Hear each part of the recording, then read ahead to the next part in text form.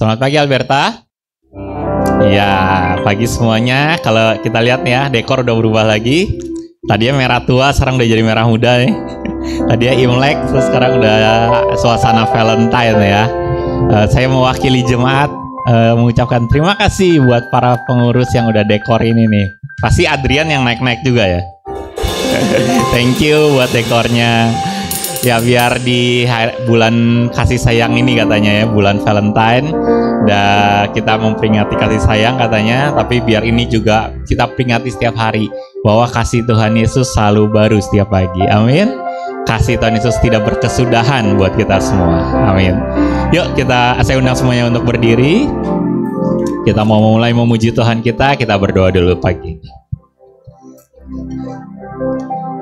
Tuhan Yesus, terima kasih buat pagi ini. Tuhan sudah pimpin kami, anak-anak muda Alberta, sampai di sini Tuhan dengan selamat. Kami juga berdoa buat saudara-saudari kami yang masih dalam perjalanan, biar Tuhan yang juga pimpin sampai di tempat ini. Dan terima kasih juga Tuhan kalau kami masih bisa beribadah pagi ini, masih bisa bernyanyi, masih bisa memuji Tuhan. Kami tahu ini hanya karena anugerah Tuhan saja. Karena itu kami tidak akan sia-siakan kesempatan ini. Kami mau fokus beribadah hanya kepadamu. Kami mau memuji, menyembahmu. Kami mau bersukacita, kami mau menari, kami mau bersorak. Kami mau sungguh-sungguh menyanyikan setiap lagu untuk Engkau. Terima kasih Tuhan buat kesempatan ibadah ini. Hanya di dalam nama Tuhan Yesus kami siap untuk memuji, menyembahmu. Haleluya. Amin. Yuk, sebelum kita mulai nyanyian kita, berikan dulu senyummu, salammu kepada kanan, kiri, depan, belakang.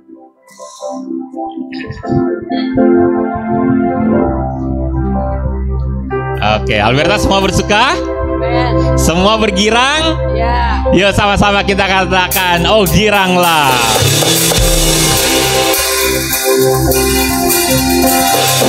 Oh giranglah, oh giranglah, Tuhan Yesus amat cinta pada saya.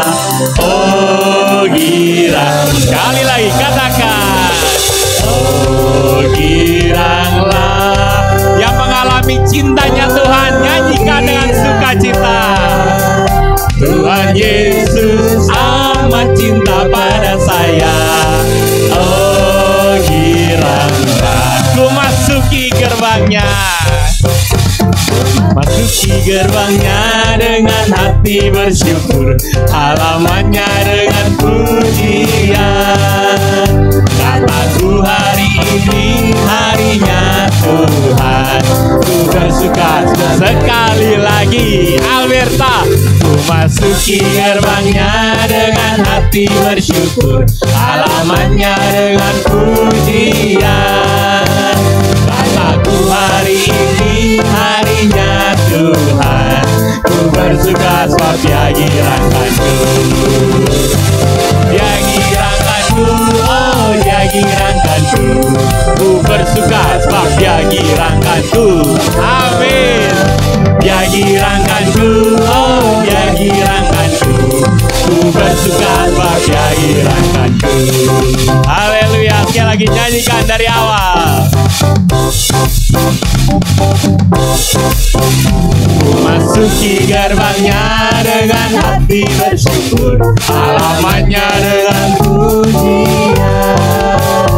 Kataku hari ini harinya Tuhan, ku masuki gerbangmu dengan rasa syukur. Terima kasih Tuhan untuk kesempatan ibadah ini. Kataku hari ini harinya Tuhan, kami bersuka karena Engkau. Dia girangkanku, oh Dia girangkanku. Ku bersuka sebab Dia girangkanku. Oh Dia girangkanku, oh Dia girangkanku. Ku bersuka sebab Dia girangkanku. Dia girangkanku, Dia girangkanku. Ku bersuka sebab Dia girangkanku. Dia girangkanku, oh Dia girangkanku. ku bersuka sebab Dia girakanku.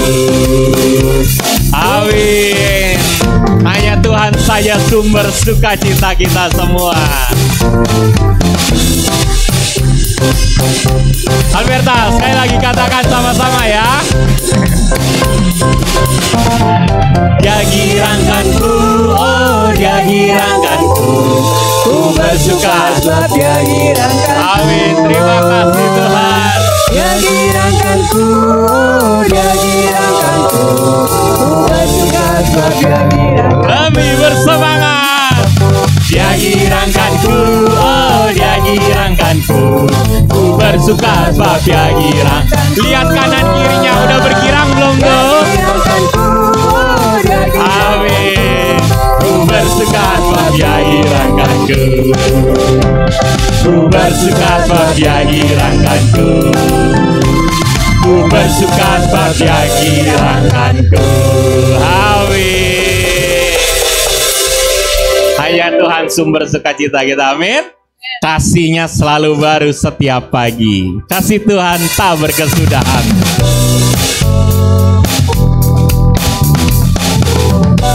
Yang mengalami kasih Tuhan, nyanyikan dengan sukacita ya.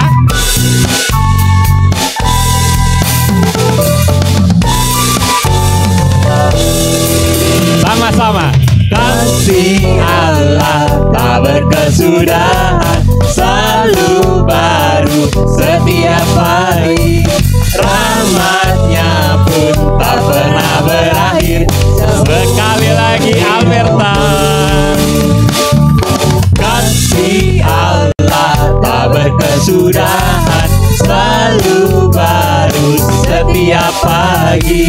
Rahmat-Nya pun tak pernah berakhir seumur hidupku. Dengan sukacita ku kan menari, dengan sorak-sorai memuji. Ku naikkan pujian haleluya, nyanyi bagi Dia Sang Raja, nyanyi bagi Dia Sang Raja. Terima kasih Tuhan, kami nyanyi untuk Engkau Raja kami. Kasih Allah tak berkesudahan, selalu baru setiap pagi. Rahmat-Nya pun tak pernah berakhir seumur. Sekali lagi nyanyikan. Kasih Allah tak berkesudahan, selalu baru setiap pagi. Rahmat-Nya pun tak pernah berakhir seumur. Dengan sukacita Tuhan, aku kan menari, dengan sorak-sorai memuji. Ku naikkan pujian haleluya, nyanyi bagi Dia Sang Raja, nyanyi bagi Dia Sang Raja. Dengan sukacita ku kan menari, dengan sorak-sorai memuji. Ku naikkan pujian haleluya, nyanyi bagi Dia Sang Raja, nyanyi bagi Dia Sang Raja. Dan musik juga memuji namamu Tuhan. Terima kasih untuk kasih-Mu, terima kasih untuk sukacita-Mu.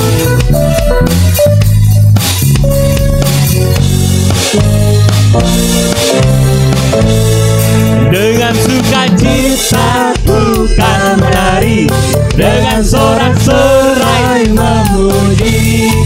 Ku naikkan pujian haleluya, nyanyi bagi Dia Sang Raja, nyanyi bagi Dia Sang Raja. Sekali lagi kan menari, dengan sorak-sorai memuji. Ku naikkan pujian haleluya, nyanyi bagi Dia Sang Raja, nyanyi bagi Dia Sang Raja.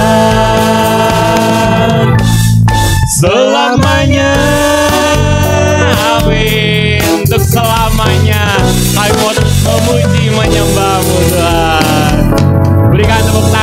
buat Tuhan kita.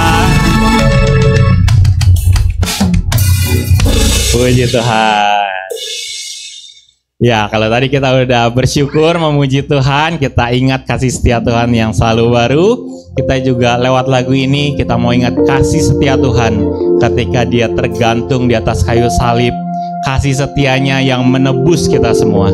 Kasih setianya yang mengangkat kita semua dari lumpur dosa menjadi anaknya. Mari lewat lagu ini kita renungi setiap kata-katanya.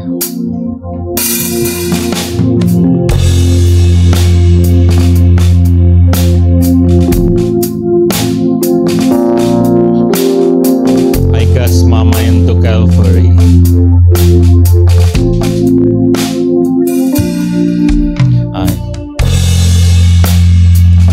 I cast my mind to Calvary, where Jesus bled and died for me. I see His wound, His hand, His feet, my Savior on that cursed tree. His body bound and dressed in this, they lay Him down in Joseph's tomb. The angels sing by heavy stone, Messiah still and all alone.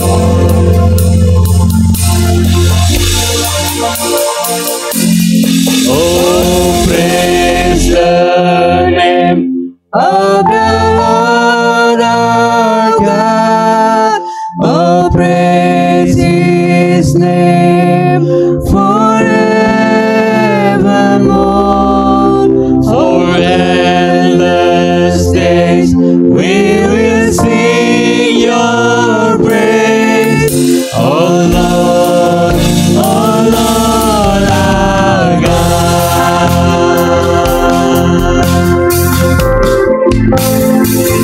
And on the third, at break of dawn, the Son of Heaven rose again. Oh, tremble death, where is your sting? The angels roar for Christ the King, and we shout, praise You, Lord. We praise You, Lord. You are Lord above all lords. You are King above all kings. You are worthy to be praised. You are, and only You. Oh Lord, our God. Oh, praise the name of the Lord our God. Oh, praise His name forevermore. For endless days we will sing Your praise. Oh Lord, our God. Alberta, come on, shall we praise You? The name of the Lord our God. We praise You, Lord, forever and ever. We will sing Your praise. Oh Lord, our God.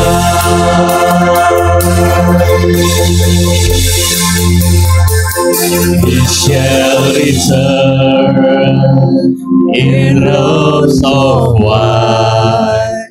The blessing sun shall pierce the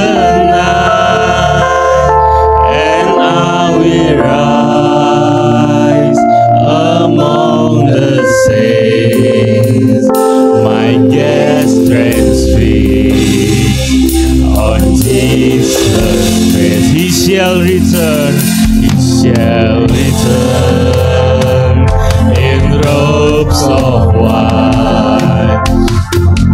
Sing sun shall pierce the night, and I will rise among the saints. My gaze transfixed on Jesus' face.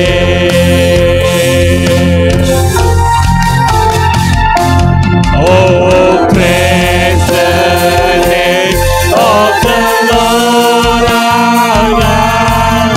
Oh, praise His name forevermore. For endless days we will sing Your praise, oh Lord our God. Oh, praise the name of the Lord our God.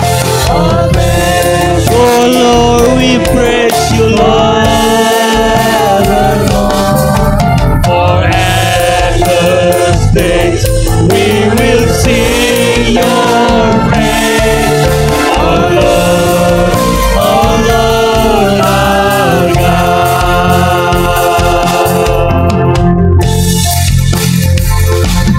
Oh, come, let us adore Him. Oh, come, let us adore Him. Oh, come, let us adore Him in Christ. Oh, come, let us adore Him. Oh, come, let us adore Him. Yes, Lord, we praise You, we adore You, we worship You, Lord. We give You all the glory.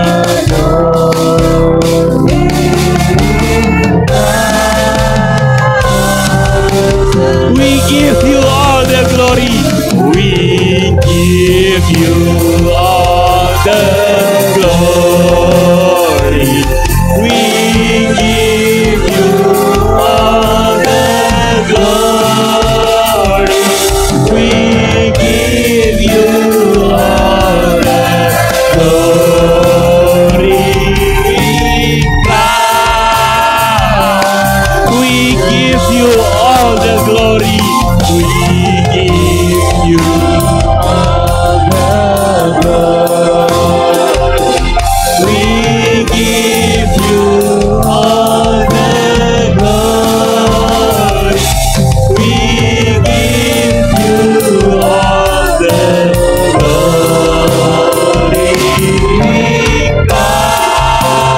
Christ the Lord.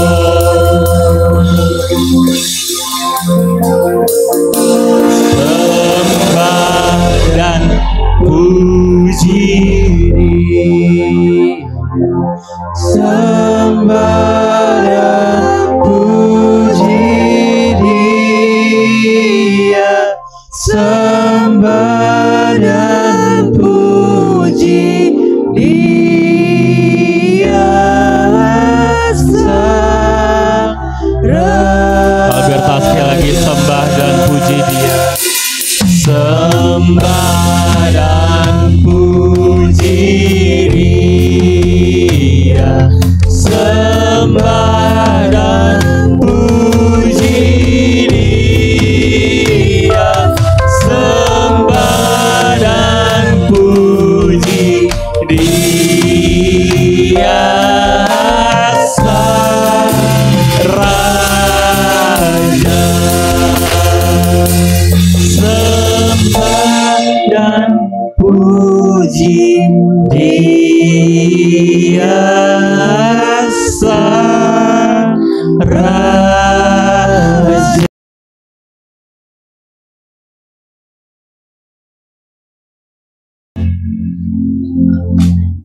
Ya Tuhan, terima kasih Terima kasih untuk kesempatan memuji menyembah-Mu ini.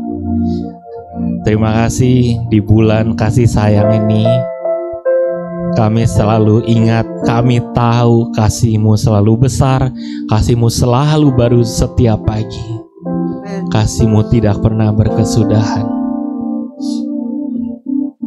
Kasih yang sama yang akan terus menyertai kami anak-anak-Mu walaupun di tengah masalah. Kasih yang sama yang akan terus menguatkan kami melewati gunung-gunung masalah.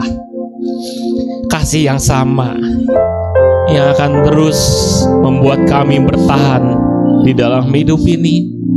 Tapi lebih dari sekedar bertahan, kasih yang sama yang akan membuat kami terus memuji, menyembah, karena begitu besar kasih-Mu Tuhan, bahkan lebih besar dari apapun masalah kami. Terima kasih Tuhan, terima kasih. Mari kita siapkan hati kita lewat satu lagu terakhir ini sebelum kita sambut firman Tuhan.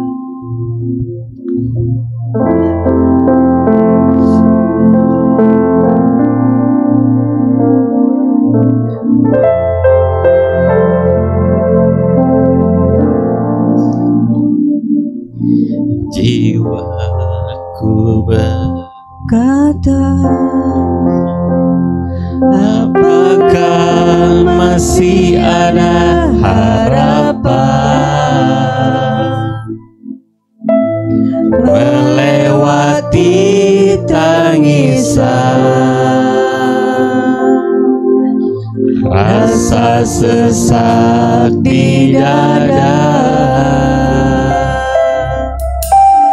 Imanku berkata, Tuhanku yang pegang kuasa, Dia selalu bekerja meski mataku tak melihat, walaupun gunung itu tak berpindah, tetap percaya Kau yang punya kuasa. Sekalipun ku dalam lembah gelap, tak mengapa asal Kau di sampingku. Sekalipun masalahku masih ada, tetap percaya rencana-Mu terindah. Pribadi-Mu takkan pernah berubah. Iman yang aku pegang padamu Tuhan yang setia. Sekali lagi kita nyanyikan dari awal, Alberta. Jiwaku bertanya, apakah masih ada harapan melewati tangisan, rasa sesak di dada? Imanku berkata, Tuhanku yang pegang kuasa, Dia selalu bekerja meski mataku tak melihat, walaupun gunung itu tak berpindah, tetap percaya Kau yang punya kuasa. Sekalipun ku dalam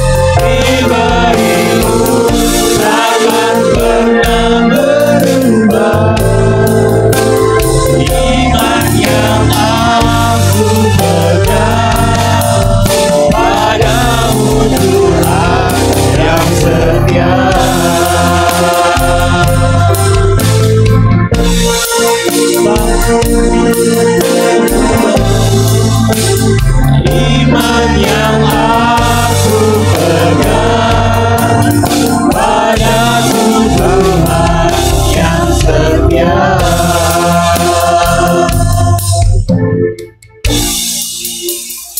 Ya Tuhan, ini iman kami ya Tuhan melalui lagu yang kami lantunkan ya Tuhan. Biarlah ini menjadi ya Tuhan, menjadi statement iman kami di dalam kehidupan ini.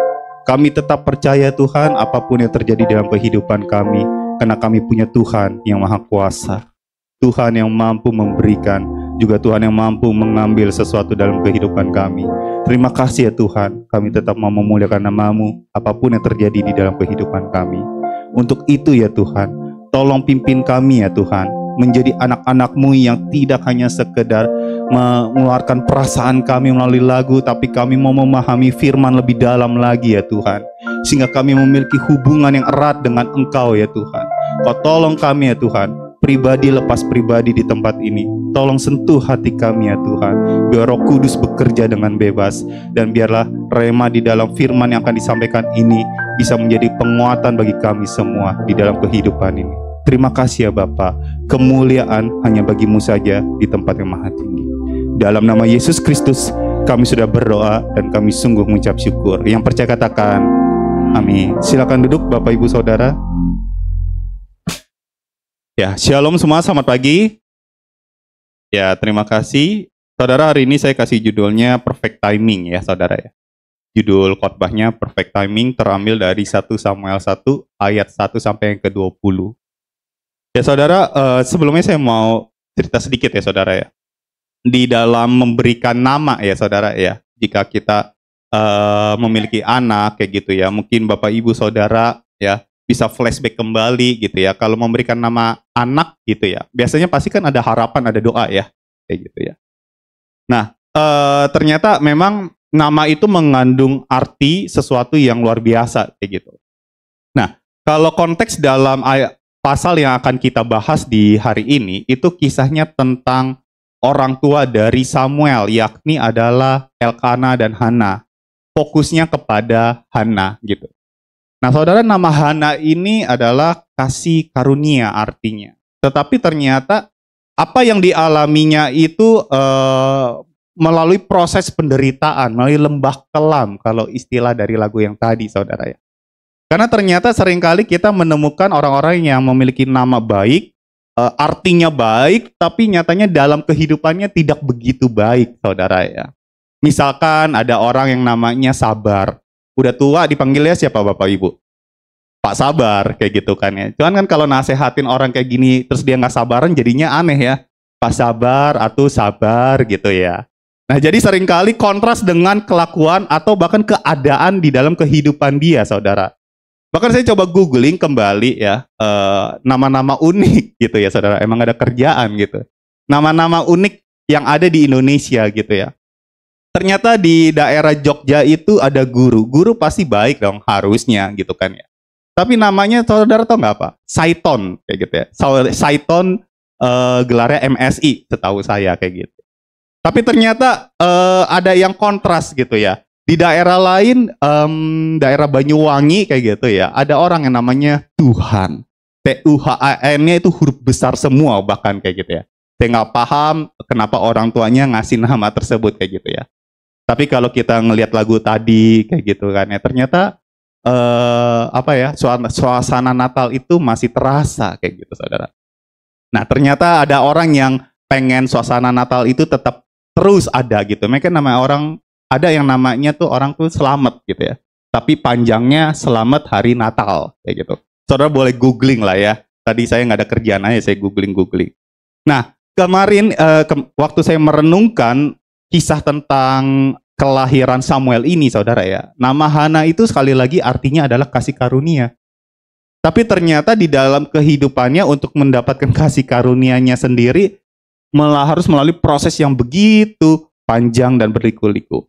Nah, untuk memahami kisah ini mari kita baca 1 Samuel 1 ayat 1 sampai 4 lebih dulu. Tidak ada di depan. Mari kita buka Alkitab kita masing-masing. 1 Samuel 1 ayat 1 sampai 4. 4 ayat pertama dulu ya, Bapak Ibu Saudara ya. Kita mau baca bersama-sama. 1 Samuel 1 ayat 1 sampai yang ke-4. Mari kita baca 3, 2, 1. Ada seorang laki-laki dari Ramataim Zofim, dari pegunungan Efraim, namanya Elkana bin Yeroham, bin Elihu, bin Tohu, bin Zuf, seorang Efraim. Orang ini mempunyai 2 istri.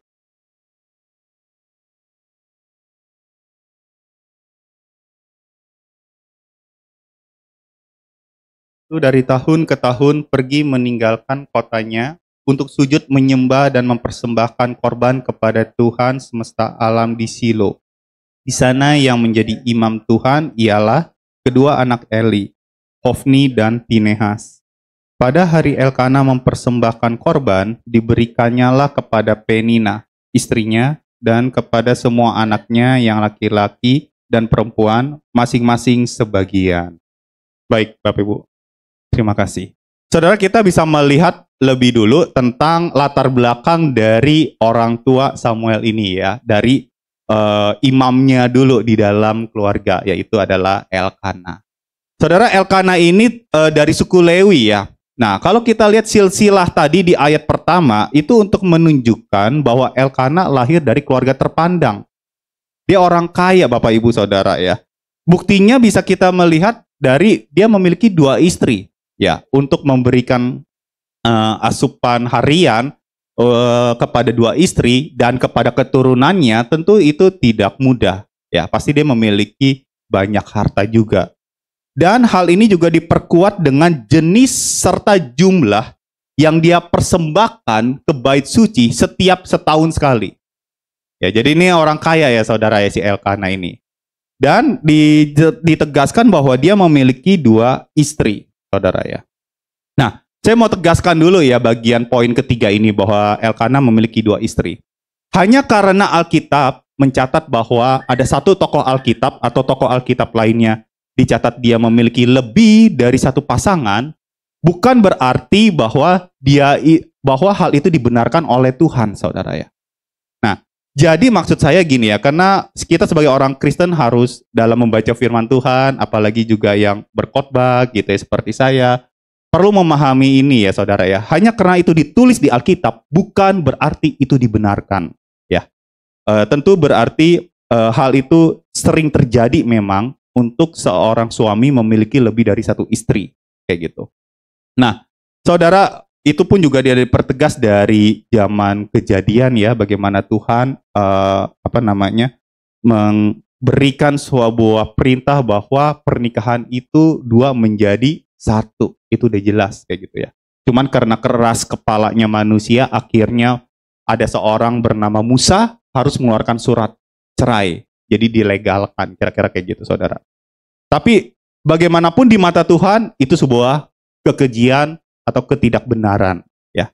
Oke, nah kita lanjut bahwa ternyata di sini juga ditulis bahwa Hana itu ditulis pertama kali, setelahnya baru kemudian Penina gitu ya. Urutan di dalam Alkitab, dalam penulisannya itu tentu punya maksud tertentu, bukan secara random aja ditulis Hana terus Penina atau siapa.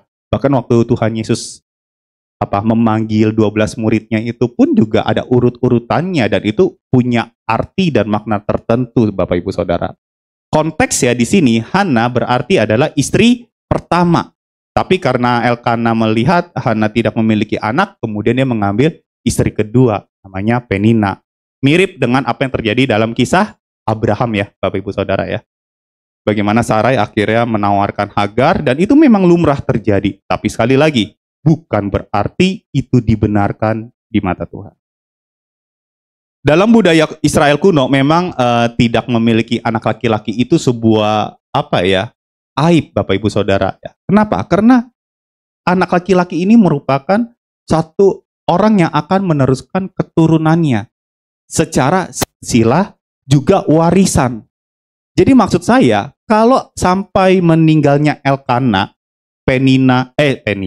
Hana belum memiliki anak, maka Hana tuh tidak ada jatah warisan, sehingga hidupnya bergantung kepada Penina, yang notabene berarti sering menyakiti dia. atau kepada anak-anaknya Penina, Bapak Ibu Saudara. Nah, jadi segitu pentingnya untuk memiliki keturunan, bahkan banyak keturunan di zaman itu, Saudara ya. Ini kontras banget ya, kayak zaman sekarang gitu ya. Sekarang budaya prinsip ini pro kontra sih, tapi ya Saudara ya. Child free itu digaungkan di mana-mana kayak gitu. Makanya ada beberapa negara, misalkan kayak Jepang, Korea, itu sudah kehilangan generasi mudanya kayak gitu ya. Nggak heran kalau banyak orang mau bekerja ke sana, anak-anak muda apalagi menetap, kemudian diizinkan dengan lebih mudah kayak gitu. Saya punya rekan kerja pun juga diperlakukan demikian di Jepang sana. Nah, jadi di Indonesia ternyata dalam 4 tahun terakhir melalui Survei Sosial Ekonomi Nasional Suksesnas tahun 2022 pun juga demikian. Ternyata kecenderungan generasi muda ini untuk memiliki anak itu sangat rendah ya, child free kayak gitu. Prinsip yang mereka agung-agungkan. Nah, tapi balik lagi ini pro kontra ya. Saya tidak membahas lebih detail. Nah, cuman hal ini kontra sekali dengan apa yang terjadi di budaya Israel kuno saat itu. Banyak anak, banyak berkat, banyak rezeki, apalagi laki-laki kayak gitu. Itu yang selalu dinanti-nantikan bagi mereka, Saudara. Nah, kemudian kita lihat bagaimana sikap si Elkana kayak gitu kepada si Hana, sekalipun Hana tidak memiliki anak. Mari kita lihat ayat 5. Di ayat 5 dikatakan, meskipun ia mengasihi Hana, ia memberikan kepada Hana hanya satu bagian, sebab Tuhan telah menutup kandungannya. Saudara, saya mau breakdown bagian yang ini ya, Saudara ya. Saya sengaja kopas ayat 5 ini ke dalam bahasa Ibrani, ya agak ngaco-ngaco dikit, ya itu karena ada bahasa Ibrani ya, kan bacanya bukan dari kiri ke kanan kan, kanan ke kiri ya. Nah, jadi sebenarnya ditulisnya dalam bahasa aslinya seperti ini. Dan kepada Hana, ia ini Elkana ya, Saudara ya. Elkana suaminya memberi sebuah bagian ganda.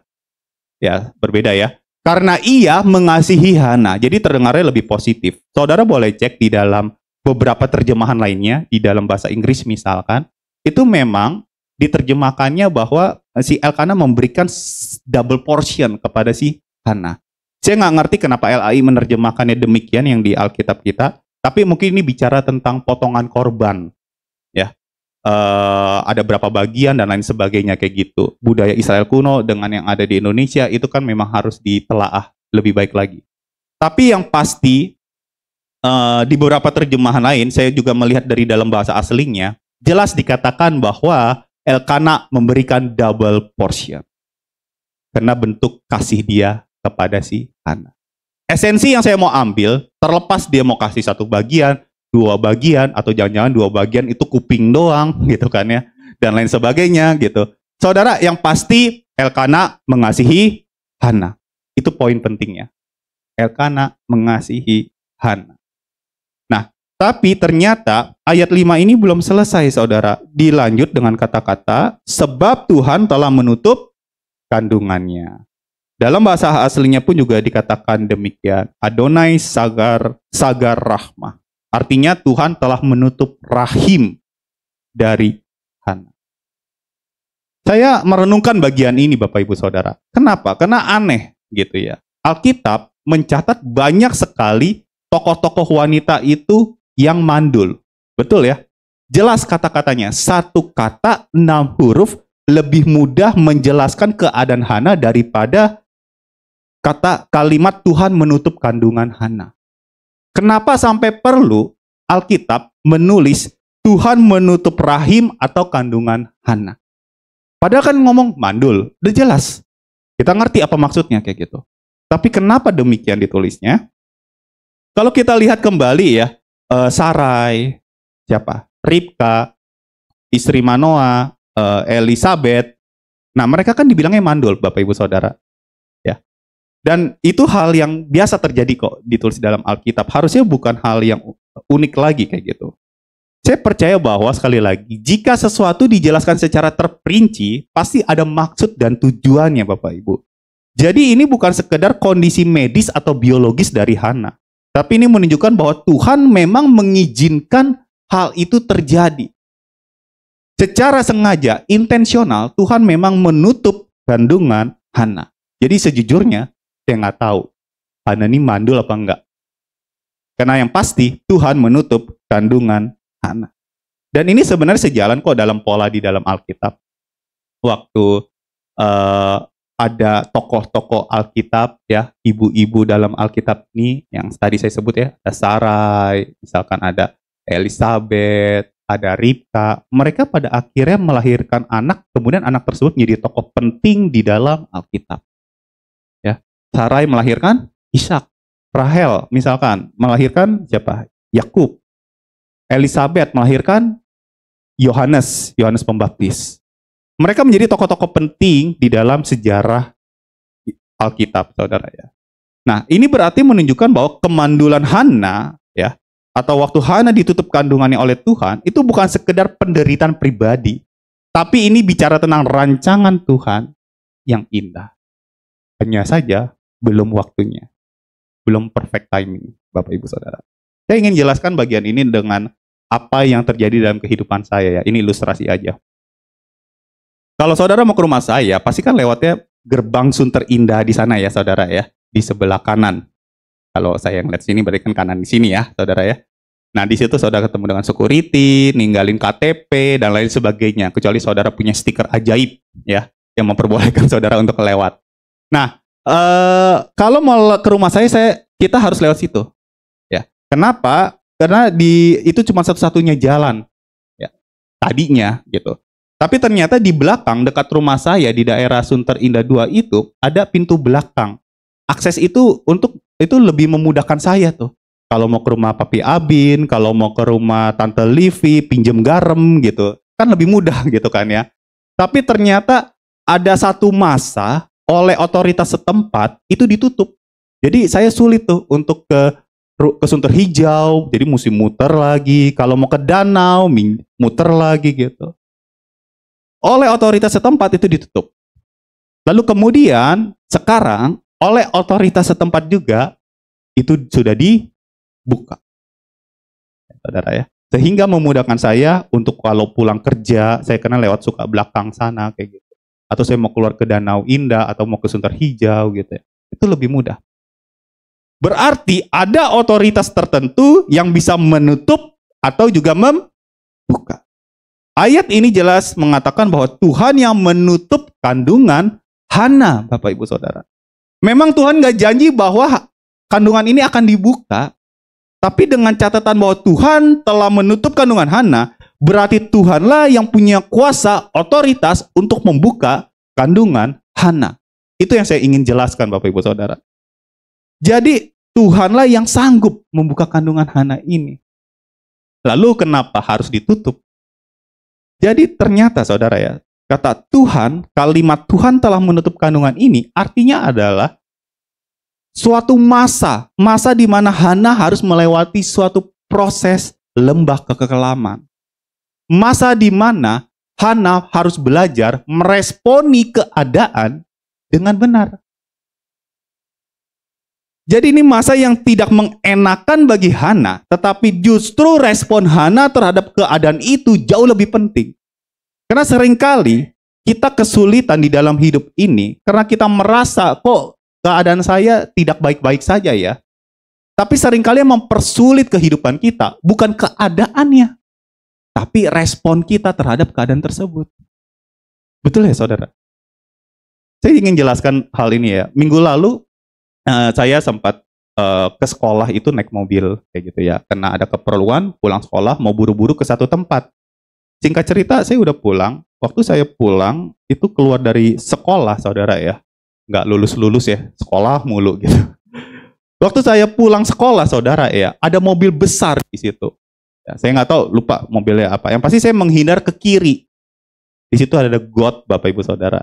Nah, gotnya itu tapi dilapisi dengan beton cor-coran. Saya tahu karena kan itu udah pernah dibenahin gitu, udah pernah diberesin. Nah masalahnya kan selama ini nggak terjadi apa-apa. Pas saat saya kemarin itu mungkin lagi bernasib baik ya Bapak Ibu Saudara ya. Kejeblos saya, runtuh tiba-tiba, gubrak gitu. Jadi mobil saya yang bung gitu kan ya. Di situ saya, udah mau buru-buru, nyebelin banget sih keadaan kayak gini.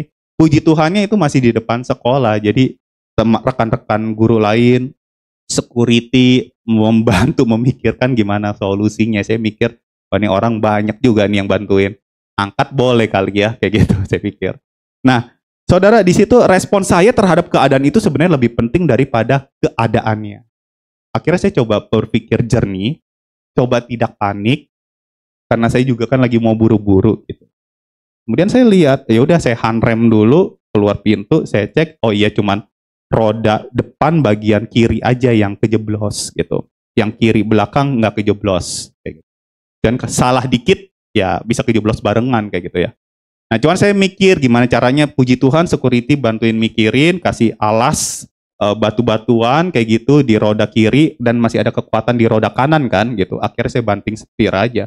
Gas kencang, puji Tuhan sekali sekali hentakan langsung bisa keluar dari got itu.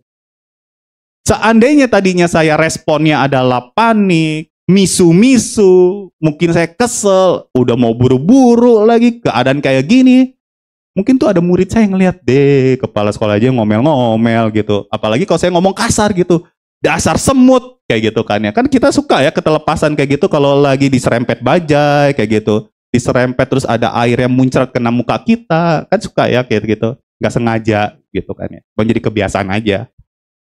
Nah, kalau saya responnya seperti itu, akhirnya saya juga nggak jadi berkat. Saya akhirnya lama di dalam situasi tersebut.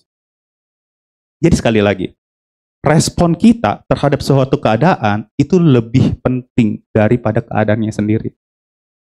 Karena baik buruknya keadaan, itu tergantung respon kita, Bapak Ibu Saudara. Nah, bagaimana dengan respon si Hana?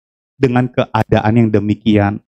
Apalagi Bapak Ibu Saudara, Hana bukan sekedar ditutup rahimnya. Hana harus menghadapi orang-orang sulit di sekelilingnya. Orang-orang yang ngeselin. Oke, kita breakdown. Pertama ada yang namanya Penina. Saya rasa ini madu yang satu-satunya yang rasanya pahit ya saudara ya. Yuk kita lihat ayat 6 dan 7. Ayat 6 dan 7 kita mau baca bersama ya saudara ya. 3, 2, 1. Tetapi madunya selalu menyakiti hatinya, supaya ia gusar, karena Tuhan telah menutup kandungannya. Demikianlah terjadi dari tahun ke tahun. Setiap kali Hana pergi ke rumah Tuhan, Penina menyakiti hati Hana, sehingga ia menangis dan tidak mau makan. Saudara, ini madu harusnya rasanya manis ya saudara ya. Tapi yang dirasa oleh si Hana ini pahit sekali ya, namanya Penina. Ya. Hana harus menghadap, bukan hanya ditutup kandungannya, tapi juga harus menghadapi si Penina. Kata menyakiti dalam bahasa aslinya ini ditulis kaas, Bapak Ibu. Artinya nih konteksnya di sini si Penina berarti terus-menerus memprovokasi keadaan Hana, sehingga Hana mengalami tekanan psikologis di sini, saudara. Ya. Jiwanya terganggu, makanya ditulisnya dia nangis bahkan sampai tidak mau makan. Bertahun-tahun dialami oleh si Hana, Bapak Ibu Saudara. Nyebelin banget ya si Penina bagi si Hana gitu ya. Makanya kalau Elkana meninggal, udah habis hidup Hana kayak gitu. Dan kedua, selain madu yang menyakiti Hana, ada juga pribadi kedua. Yaitu adalah Elkana, saudara, orang yang mengasihi dia. Tetapi seringkali cara suami mengasihi istri seringkali tidak tepat, tidak pada jalannya. Coba yang ini bapak-bapak biar kita sama-sama bertobat, kita baca yuk ayat 8. Bapak-bapak atau calon bapak-bapak ya gitu ya, atau yang masih muda juga silakan ayo semua yang kaum Adam. 3, 2, 1. Lalu Elkana suaminya berkata kepadanya, Hana, mengapa engkau menangis dan mengapa engkau tidak mau makan? Mengapa hatimu sedih? Bukankah aku lebih berharga bagimu daripada 10 anak laki-laki? Sekilas kayaknya nampak baik-baik saja. Sebenarnya ini kalimat nyebelin Bapak Ibu Saudara ya. Karena di sini udah kebanyakan nanya kayak gitu kan ya. Hana, kenapa lu nangis? Kenapa lu nggak mau makan? Gitu. Kenapa sedih gitu? Ya sedih dong. Saudara bayangin ini terjadi bertahun-tahun, tapi Elkana masih bertanya. Saudara paham ya? Lalu kagak ngelihat gue disakitin sama Penina apa bagaimana kayak gitu kan ya. Dan di si Elkana ini memang menjadi suami yang tidak peka aja Bapak Ibu Saudara. Apalagi ditutup dengan rayuan gombal penghiburan yang tidak pada tempat. Karena dikatakan gini, bukankah aku lebih berharga bagimu daripada 10 anak laki-laki? Terkesan dia kayak mau memberikan penghiburan, tapi terdengar egois dan narsistik, Bapak Ibu Saudara. Hana keadaannya ini sedang tidak baik-baik saja. Berarti ada keberhargaan diri dia yang sedang diganggu, Bapak Ibu Saudara. Nah, kalau si Elkana menghiburnya dengan cara seperti itu, tentu itu tidak menghibur sama sekali. Saudara boleh lihat di ayat 9. Hana kemudian eye rolling kepada Elkana. Tulisannya kayak gitu. Cuma nggak kelihatan aja, gitu, saudara. Kagak direspon sama Hana. Hana nggak respon sama sekali, mungkin di eye rolling gitu. Istri saya suka eye rolling saya kalau saya juga melakukan hal yang demikian gitu ya. Apaan sih lo, rese banget gitu. Mungkin dalam hati gitu ya, daripada diresponi udah lebih baik didiamkan saja bagi si Hana kayak gitu, saudara. Jadi ini benar-benar kalimat yang menyebalkan bagi Hana sebenarnya. Harusnya paling nggak kan ngomongnya gini, gimana ya? Hana, bukankah kamu lebih berharga bagi aku daripada 10 anak laki-laki? Kalau gitu kan lebih menghibur dong. Jadi bicara tentang keberhargaan diri Hananya, bukan betapa berharga diri Elkananya, kayak gitu. Tapi yang namanya suami ya seperti itu, kadang tidak peka karena kita lahir sebagai pribadi yang logis, bukan melankolis ya. Pembelaan aja ya Bapak Ibu ya.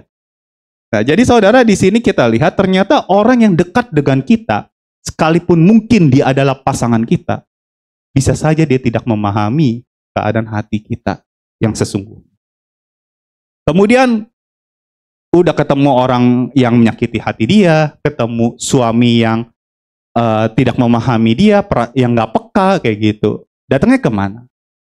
Ya ke hamba Tuhan dong, ke pendeta dong, ke gereja. Kita lihat apa yang terjadi antara Hana dengan Imam Eli. Ini panjang sekali, jadi saya bacain aja ya saudara ya.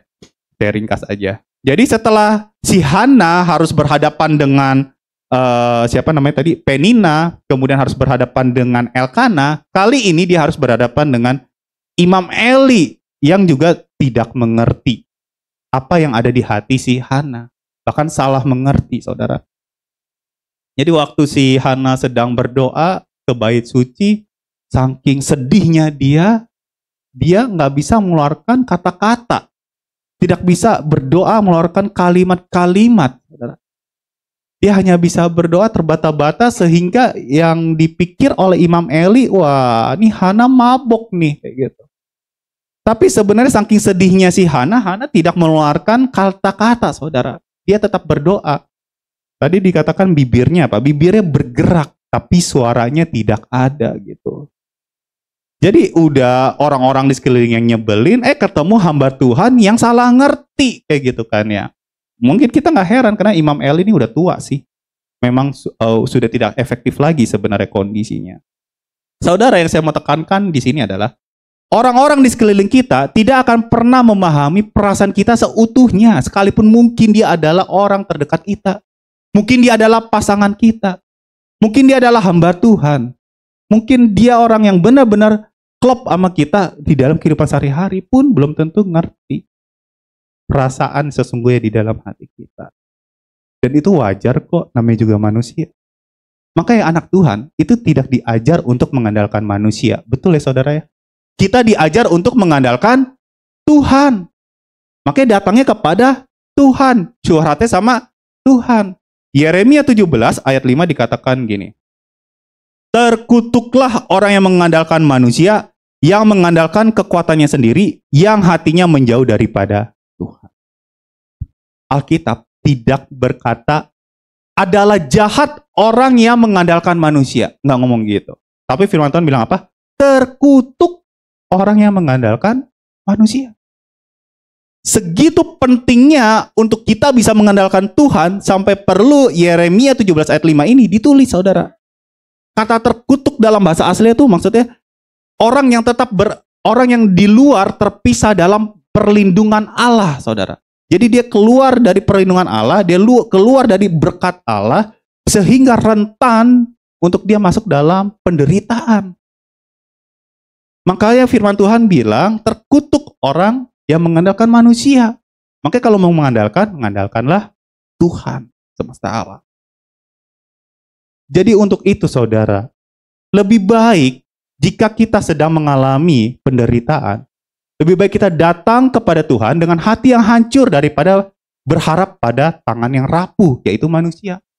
Sebab di hadapannya, luka itu bisa jadi pemulihan. Air mata bisa jadi doa. Harapan tak berkesudahan. Untuk itu mari kita datang kepada pribadi yang tepat, yakni adalah Tuhan kita sendiri. Amin Bapak Ibu Saudara. Kalau saudara ditanya sama worship leader, saya nggak tahu tadi udah ditanya atau belum, bagaimana kabarnya? Jawab aja dengan jujur kayak gitu. Kalau memang dalam keadaan tidak baik-baik saja, ya udah. Saudara datang dengan jujur, dengan hati yang tulus, dengan hati yang hancur, datang kepada Tuhan, itu jauh lebih baik, saudara. Daripada saudara berlindung dengan kata-kata untuk menguatkan diri sendiri, saudara. Walaupun terkadang ya itu juga perlu juga sih. Gitu. Tapi yang saya bilang, yang saya mau tekankan di sini adalah kejujuran kita di hadapan Tuhan, ketulusan kita di hadapan Tuhan. Dan Hana merespon dengan sangat baik. Saudara boleh tolong di next slide. Di ayat 15, respon Hana sangat tepat. Kenapa? Karena ia berdoa mencurahkan isi hatinya directly kepada Tuhan. Dia ke bait suci? Iya. Tapi dia tidak ditulis bahwa dia sedang mau bertemu dengan Imam Eli. Dia nggak ketemu dengan khusus untuk ketemu dengan si pendetanya. Enggak. Dia jelas datang ke bait suci untuk mencurahkan isi hatinya kepada Tuhan. Itu respon yang tepat harusnya. Datang kepada pribadi yang menutup kandungannya. Karena mungkin ada harapan kalau ia datang kepada pribadi yang memiliki kuasa ini, maka pribadi itulah yang akan membukakan atau melepaskan dia dari penderitaan yang harus dialaminya. Saudara, di sisi lain kita mau bisa belajar gini ya, dari doanya Hana ini ya saudara ya. Doanya Hana ini tidak terdengar egois ya. Bahkan waktu dia berdoa, dia bilang apa? Dia ingin memberikan apa yang ia minta dikembalikan kepada Tuhan seumur hidupnya. Itu nazarnya kepada Tuhan. Doa harusnya seperti itu Bapak Ibu Saudara. Orientasinya bukan keinginan hati, tapi kehendak Tuhan. Sehingga waktu kita berdoa, arahkan hati kita jelas kepada Tuhan. Dan Hana melakukannya.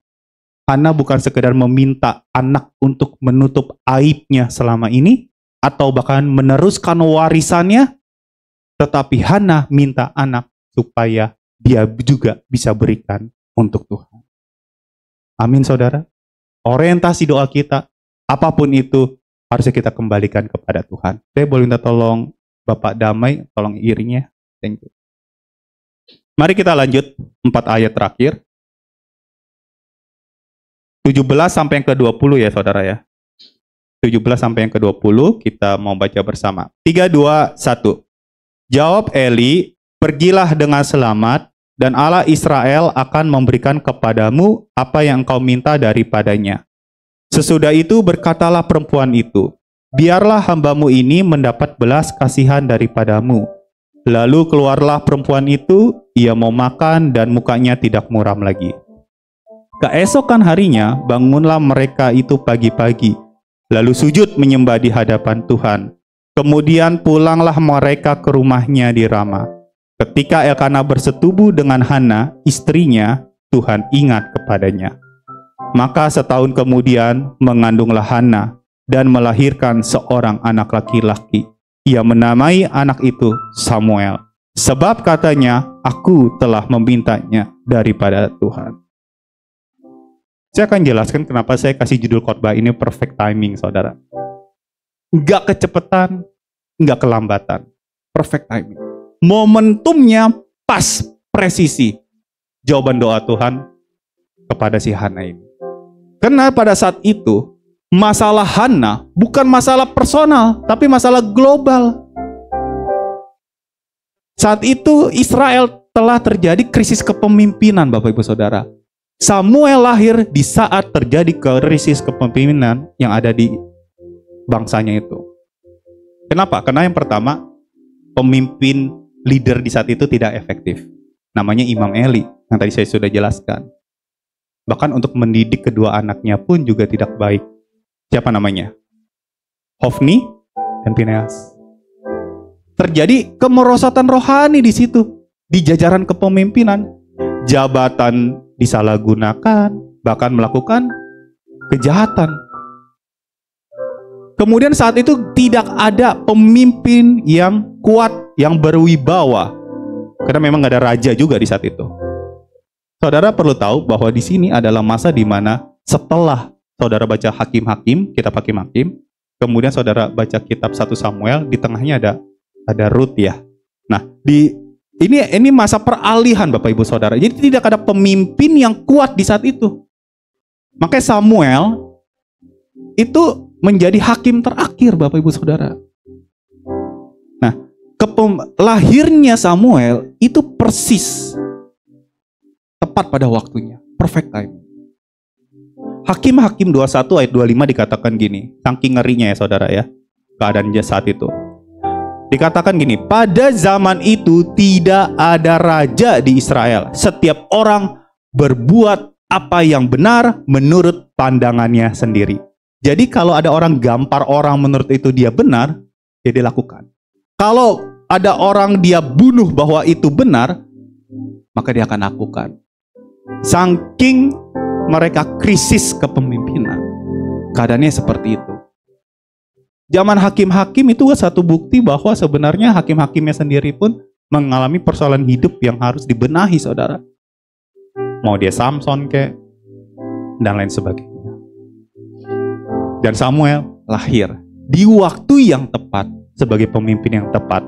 Dan rasanya, mungkin saudara juga bisa bantu cek nanti, Samuel nih satu-satunya tokoh Alkitab yang memiliki 3 jabatan. Nabi, hakim, juga imam sekaligus. Di 1 Samuel 3 ayat 20 misalkan ya, itu diceritakan tentang dia sebagai seorang nabi yang menyampaikan firman Tuhan, serta juga menegur raja. Serta dia juga menjadi hakim, memimpin bangsa Israel di dalam hukum serta peperangan. Serta dia juga menjadi imam, melayani di kemah suci, serta mempersembahkan korban. Samuel menjadi perantara untuk masuk ke dalam bangsa kerajaan ini.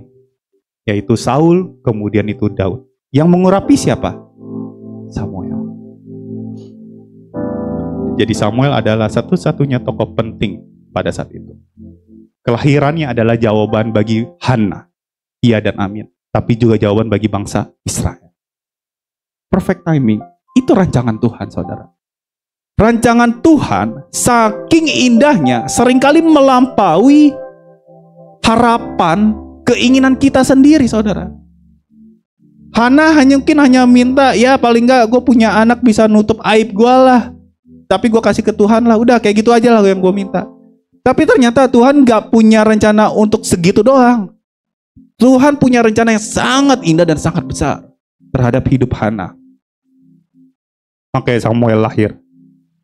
Untuk itu saudara, mari kita mau, boleh tolong slide terakhir, kita mau datang kepada Tuhan, belajar merespon setiap keadaan yang harus kita alami dalam kehidupan ini dengan hati yang benar. Amin saudara.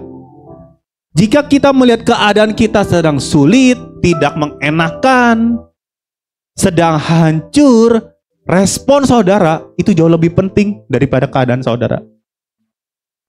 Responi dengan hati yang benar. Tetap datang ibadah, tetap datang kepada Tuhan. Itu yang harus kita lakukan. Kedua, mari kita mau belajar datang kepada Tuhan dengan ketulusan hati. Kalau saudara datang dengan hancur hati, ya apa adanya aja, datang kepada Tuhan dengan hati yang hancur. Itu jauh lebih baik Bapak Ibu Saudara. Bilang kepada Tuhan, aku gak bisa apa-apa tanpa Engkau. Untuk itulah aku ingin mengadakan Engkau. Aku gak bisa mengadakan manusia. Manusia memang baik. Elkana itu baik. Dia mengasihi Hana. Tapi cara dia mengasihi seringkali salah. Cuman Tuhan yang tahu cara menghibur kita. Cuman Tuhan yang tahu kapan waktu yang tepat. Untuk itu, dengan iman dan diperlengkapi oleh firman Tuhan, percayalah bahwa Tuhan menenun rencananya dengan benang waktu yang tepat dan pada tempat waktunya juga. Saudara, di sini saya mau mengajak Bapak Ibu Saudara untuk melihat rancangan yang indah di dalam kehidupan kita. Saya percaya lahirnya kita di tengah dunia ini, itu pun juga salah satu rancangan Tuhan yang indah. Mungkin saudara lahir ada di Alberta ini untuk saudara bisa menguatkan saudara-saudara di sekeliling. Mungkin saudara suatu hari nanti, keturunan Bapak Ibu Saudara mungkin terlihat sekarang ya kayaknya terlihat menjengkelkan gitu. Atau konteks kalau saya ya belum ada keturunannya. Tapi suatu hari nanti mungkin mereka-mereka inilah yang akan menjadi jawaban bagi doa orang lain, saudara. Dan dia menjadi jawaban atas seluruh bangsa. Untuk itu saudara, mari kita datang kepada Tuhan. Kita nggak tahu rancangan yang indah itu di satu hari nanti. Tapi yang kita percaya kita punya Tuhan yang sama. Tuhan yang kita sembah adalah Tuhan yang Hana sembah. Amin saudara. Percayalah bahwa Tuhan sedang menenun rencananya. Presisi, tepat waktunya, perfect timing. Kalau memang udah waktunya, pasti perfect. Kalau belum, ya belum aja. Tunggu aja. Bersama Tuhan kita pasti bisa. Amin. Tuhan Yesus memberkati. Mari kita berdoa. Tuhan Yesus, terima kasih untuk firman-Mu ini. Tuhan, firman yang sederhana ini yang kami mungkin sudah sering dengar, biarlah menjadi kekuatan bagi kami semua. Biarlah firman ini merema dalam kehidupan kami. Untuk kami bisa meresponi keadaan ini dengan lebih baik lagi. Dengan hati yang benar. Tolong tuntun kami ya Tuhan. Supaya kami setiap kali datang kepada Engkau, kami mau datang dengan ketulusan hati. Dengan kejujuran apa adanya, dengan hati yang hancur. Ini kami apa adanya Tuhan, yang terbatas sebagai manusia. Dan Engkaulah yang kami percaya satu-satunya. Kami percaya Engkau sedang menenun kehidupan kami dengan begitu indahnya. Dengan begitu indahnya. Kami tahu, saking indahnya seringkali, suatu hari nanti, tenunan itu melampaui akal, bahkan keinginan kami. Sebagaimana Hana yang hanya menginginkan seorang anak, tetapi itu menjadi jawaban bagi bangsa Israel. Kami tahu, kami percaya bahwa rancangan-Mu yang sempurna ya Tuhan, dan penuh harapan. Terima kasih Tuhan Yesus untuk penguatan penghiburan di pagi hari ini. Biarlah kami juga jalani keseharian kami bersama dengan Engkau, Allah yang sempurna. Sehingga kami bisa menemukan waktu yang sempurna di suatu hari nanti. Terima kasih Tuhan Yesus. Kemuliaan hanya bagi-Mu saja di tempat yang maha tinggi. Hamba-Mu berhenti berbicara, tapi biar Roh Kudus terus-menerus membimbing kami, mendidik kami, terus-menerus di dalam jalur kebenaran firman-Mu. Di dalam nama Yesus kami sudah berdoa, dan kami mengucap syukur. Yang percaya katakan, amin. Tuhan Yesus memberkati.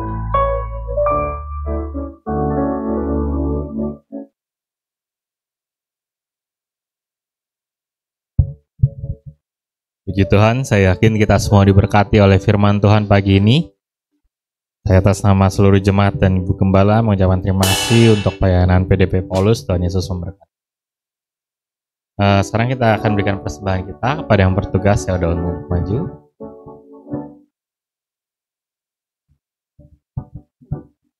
Dan nanti untuk doa persembahan, mohon Ibu Tria pimpin kita dalam doa persembahan.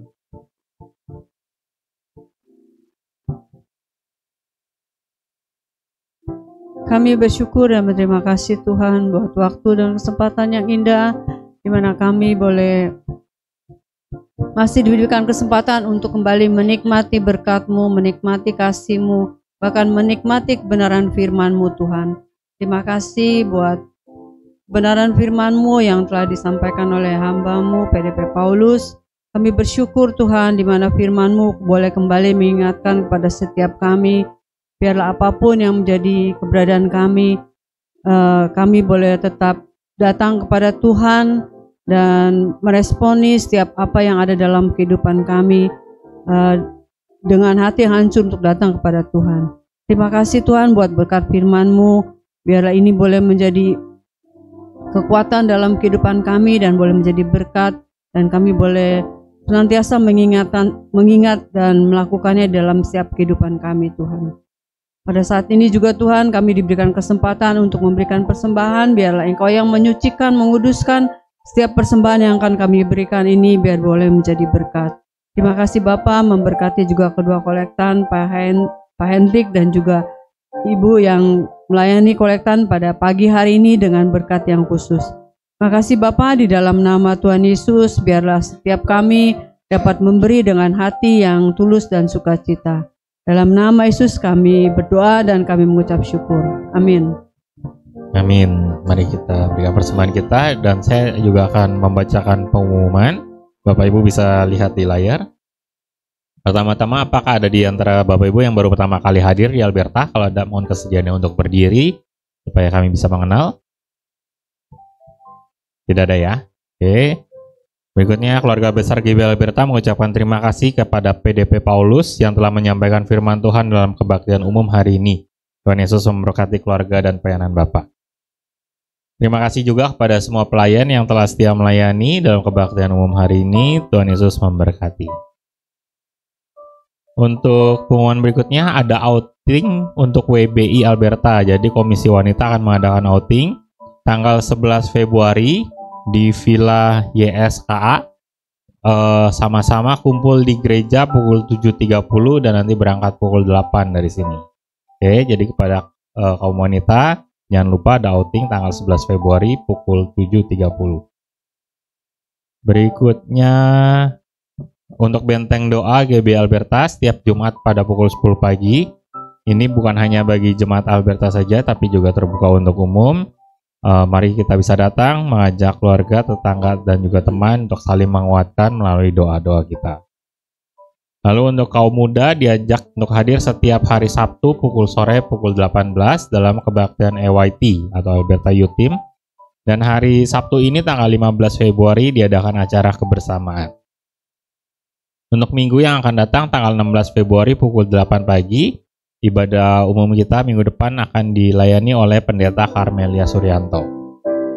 Dan dia bersamaan juga dengan ibadah raya, diingatkan kepada orang tua untuk bisa membawa anak-anaknya beribadah juga di sekolah minggu di kelas lantai 3.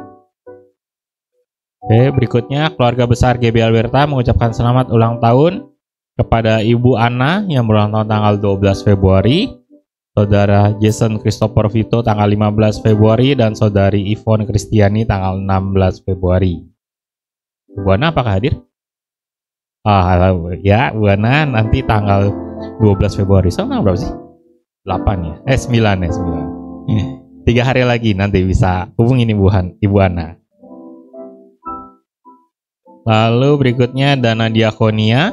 Terima kasih kepada Ibu Wiwin yang sudah mempersembahkan 300.000 dan IKN 100.000. Ya, setiap lagi akan menyusul. Bapak Ibu yang tergerak bisa menggunakan fasilitas yang ada, transfer lewat amplop juga bisa untuk mempersembahkan buat dana diakonia ini. Juga untuk dana OTA, terima kasih kepada PDP Paulus yang sudah mempersembahkan 250.000. Bagi jemaat yang sudah mengembalikan perpuluhan tapi namanya belum tercantum di laporan ini, dapat segera menghubungi gembala jemaat. Jangan lupa juga tetap satukan hati berdoa bagi gereja kita dan bangsa negara kita setiap malam pada pukul 9. Dimanapun kita berada, kita luangkan waktu untuk berdoa sejenak. Juga jangan bosan-bosan untuk ingetin keluarga kita, saudara, tetangga untuk beribadah bersama di tempat ini. Oke, semua warta yang tadi saya bacakan, Bapak Ibu bisa lihat juga di warta digital yang sudah dikirimkan di WA Group, terutama kepada para pelayan untuk bisa mempersiapkan diri di dalam melayani Tuhan. Itu saja, apakah ada pengumuman tambahan? Tidak ada ya? Itu outingnya nginep apa nggak sih di villa? Oh enggak nginep ya. Oke. Kirain nginep terus surprise buat Ibu Ana besokan ya. Oke, yuk Alberta saya undang untuk berdiri. Ada pengumuman tambahan? Nggak ada ya? Ya, nanti untuk doa berkat akan dipimpin oleh Ibu Gembala. Kita akan doa tutup. Sebelumnya kita nyanyikan kembali lagu Oh Praise the Name, refnya saja ya.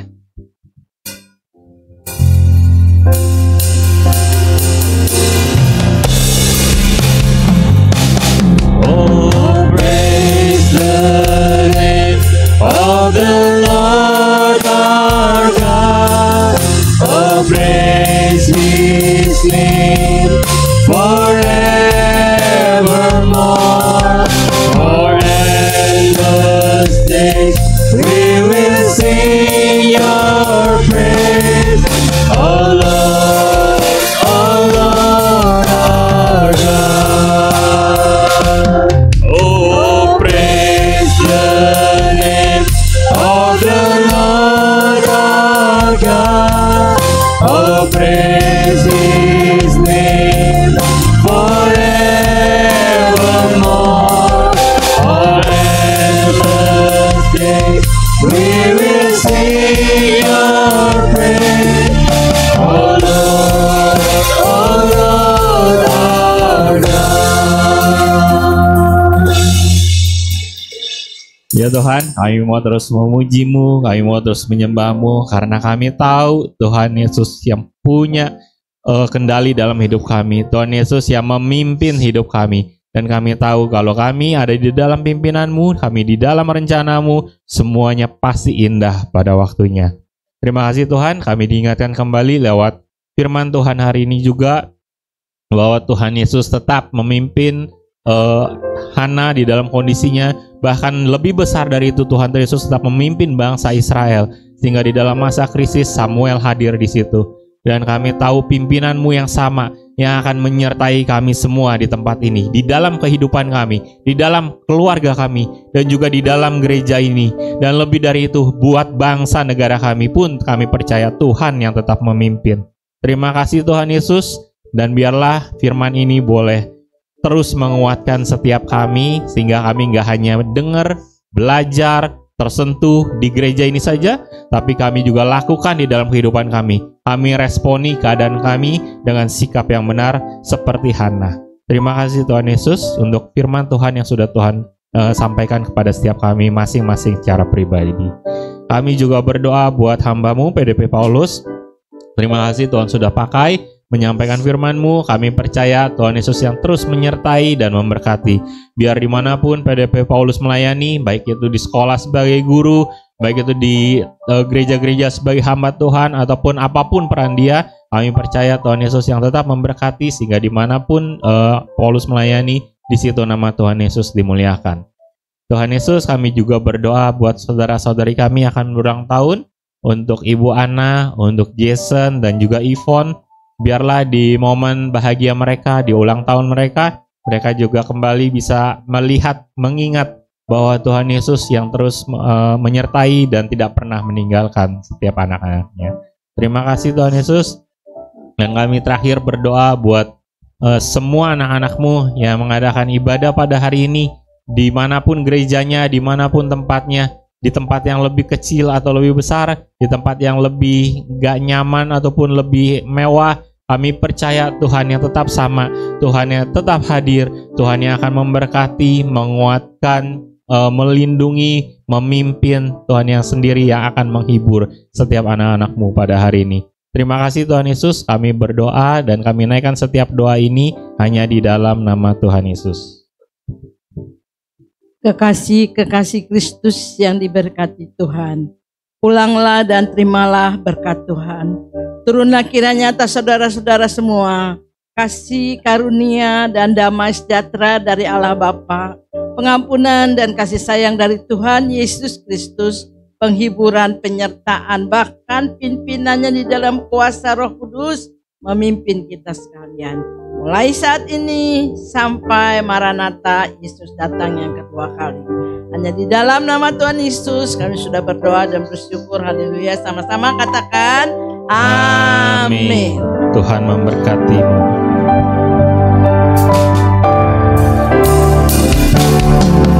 Tuhan memberkati-Mu dan melindungi-Mu. Tuhan menyinari-Mu dengan wajah-Nya, beri kasih karunia, hadapkan wajah-Nya, dan beri damai sejahtera. Amin.